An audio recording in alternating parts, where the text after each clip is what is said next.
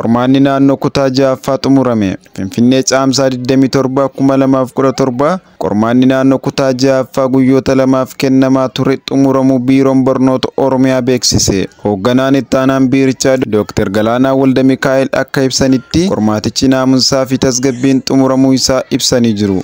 Qormaatichi wiirtuu qormaataa 1300 olitti kennamaa kan ture ta'uu isaas dubbataniiru. Milkaa'ina qormaatichaaf qooda fudhattoota galateeffataniiru. Barattoonni kutaa 8ffaas qophii barbaachisu akka xumuran Dr. Galaanaan waamicha dhiyeessaniiru. Qormaanni naannoo kutaa 8ffaa immoo waxabajjii 3 hanga waxabajjii 5 bara 2017tti kennamas jedhaniiru. Qormaanni naannoo kutaa 6ffaa xumurame. Finfinnee caamsaa 27 2017 qormaanni naannoo kutaa ja'affaa guyyoota lamaaf kennamaa ture xumuramuu biiroon barnoota Oromiyaa beeksise. Hoogganaan itti aanaan biirichaa Dr. Galaanaa Walda Mikaa'el akka ibsanitti qormaatichi naamusaa fi tasgabbiin xumuramuu isaa ibsanii jiru.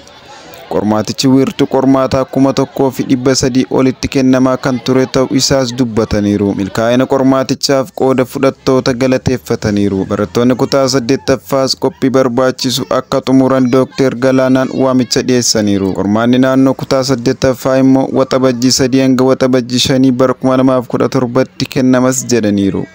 Qormaanni naannoo kutaa ja'affaa xumurame. Finfinnee caamsaa 27 2017 qormaanni naannoo kutaa ja'affaa guyyoota lamaaf kennamaa ture xumuramuu biiroon barnoota Oromiyaa beeksise. Hoogganaan itti aanaan biirichaa Dr. Galaanaa Walda Mikaa'el akka ibsanitti qormaatichi naamusaa fi tasgabbiin xumuramuu isaa ibsanii jiru. Qormaatichi wiirtuu qormaataa 1300 olitti kennamaa kan ture ta'uu isaas dubbataniiru. Milkaa'ina qormaatichaaf qooda fudhattoota galateeffataniiru. Barattoonni kutaa 8ffaas qophii barbaachisu akka xumuran Dr. Galaanaan waamicha dhiyeessaniiru. Qormaanni naannoo kutaa 8ffaa immoo waxabajjii 3 hanga waxabajjii 5 bara 2017tti kennamas jedhaniiru.